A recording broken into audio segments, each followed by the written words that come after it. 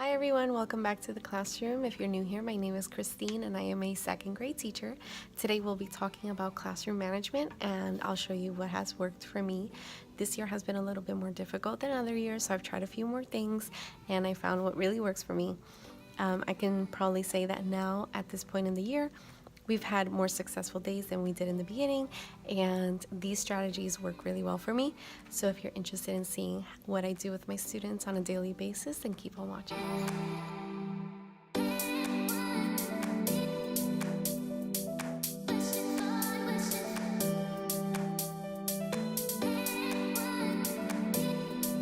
So as you all know, Instagram is a very special place, either to make you feel like you are not a good person or not good enough, or to make you feel inspired. And I choose to surround my Instagram with people who inspire me. And I saw a post from someone who created Bitmoji Cards, and I call them my silent cards, and basically I use these to give quiet reminders.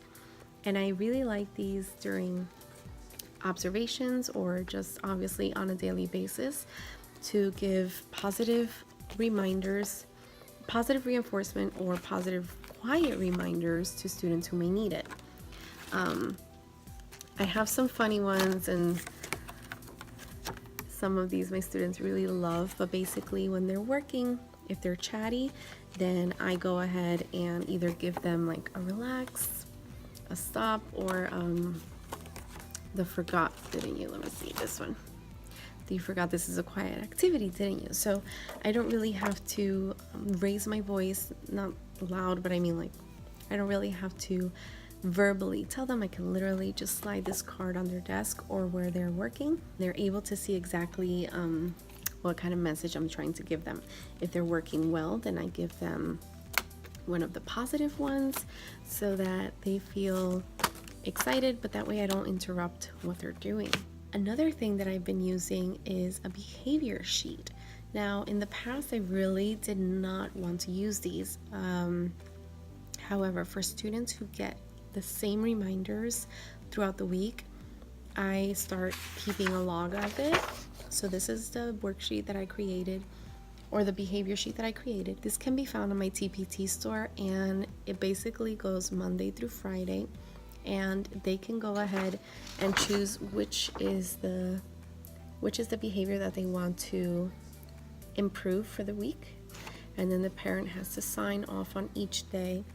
At the end, the student gets a chance to reflect how they're doing, and this has come in handy as communicating with the parents comes along. Like, I don't always want to send an email. I think that sometimes seeing something like this is clear enough, especially if I've talked to the parents about it several times. There's really no need to continue the same conversation. It's time to try something new, right? So that's when I use that.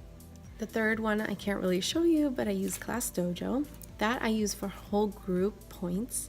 So for example, if we're walking down the hall and my students are well behaved and another teacher gives them a compliment, they get a compliment point. If the whole class is working hard and they're focused and not chatty, I give them an on-task point, which is awesome. They really like it. They work towards a whole group reward, which in this case, they're working towards a pajama day. So I really like Class Dojo, and I used to use it for individual, but they can't always see it, so it doesn't necessarily work as well. The third thing that I wanted to tell you about was keeping a chart with how long it takes them to transition.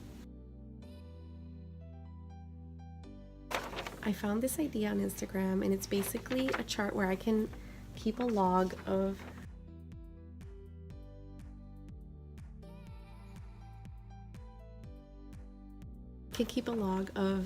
how long it's taking them to transition to the next center or the next activity. So that works really well because it's a clear visual that, oh, it's taking us 2 or 3 minutes to get to the next activity, then we're obviously chatty, we're distracted, we're not on task. We've narrowed it down to like 1 minute, which for my class, that's great.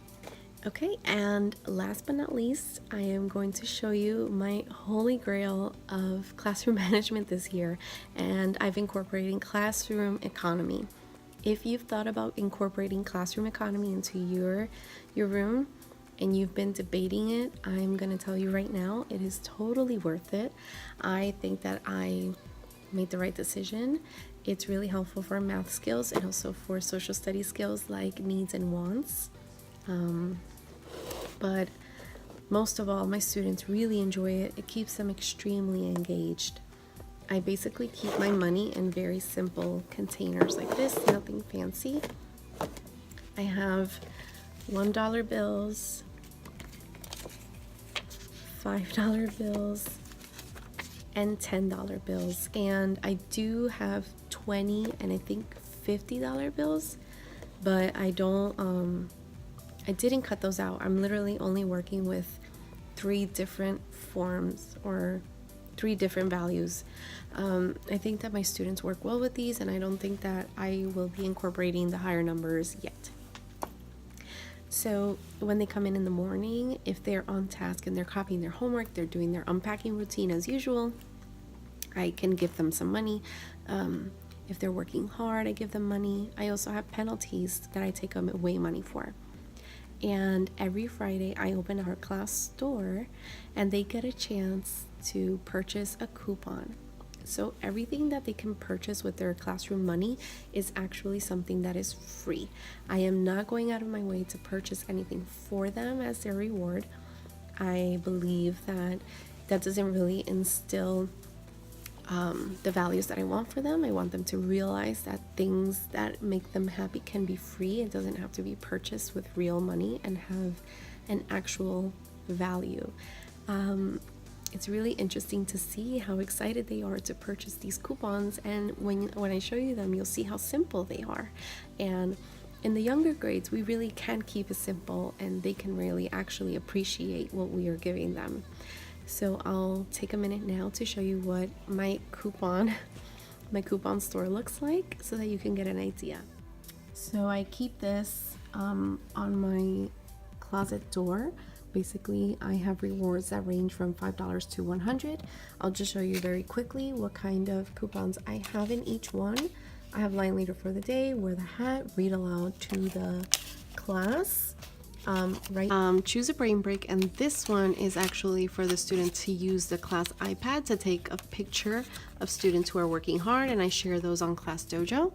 I added this one, lunch with Mrs. Rosado. We get to do that twice a week, and I only have 2 of those coupons, so only 2 students are allowed to bring a friend, so 4 students total for the week, and then the coupons go back in the rotation and someone else gets a turn next time.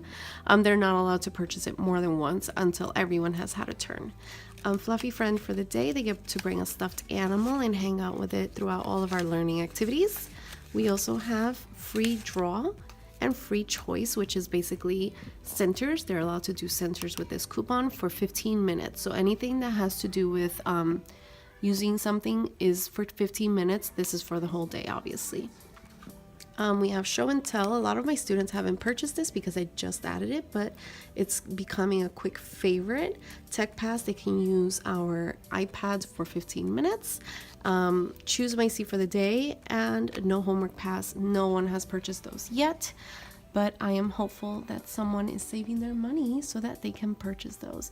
And as it says here, the store is only open on Friday afternoons, and then right after that we do our STEM choice, which basically makes it kind of like a educational fun Friday. So this is basically what my setup looks like, and it's been extremely functional and helpful in my class this year. Alright, you guys, that's it for today's video. I hope you find it helpful and then you get some ideas for your classroom. I wish you good luck because I know that teaching and classroom management go hand in hand, and it doesn't work unless you have classroom management. I also know that there are tons of teachers out there having a really hard time with their classes, and I want to send you lots of love because I know how difficult it is to feel productive and inspired and good. It's hard to feel like a good teacher when your classroom management is plummeting. So I wish you lots of patience, lots of luck, and I hope that some of these strategies help you. If you're new here, please consider subscribing so that you can check out my next few videos that are coming up soon. Bye.